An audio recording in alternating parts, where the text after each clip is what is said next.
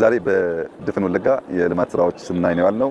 ቄለም ወለጋ ነበር ጠዋት፣ ከዚያ ምዕራብ ወለጋ ግቢ አካባቢ ነበር። አሁን ምስራቅ ወለጋ ነቀምት ነው ያለነው። በሶስቱም ዞኖች ያየኋቸው ስራዎች ተስፋ ሰጪ፣ አስደሳች ናቸው። የወለጋ ህዝብ ሰላም ወዳድ፣ ስራ ወዳድ፣ በፍቅር የተሞላ ህዝብ ነው። ከውጭ ሆነው ሰዎች እንደሚሉት አይደለም።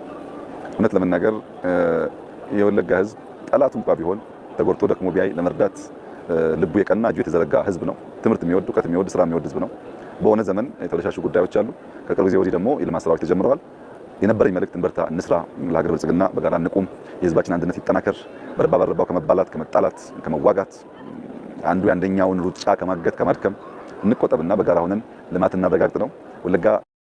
ወለጋ ዛሬ ከፍተኛ የደስታ ዝናብ የሚዘንብባት ምድር ናት።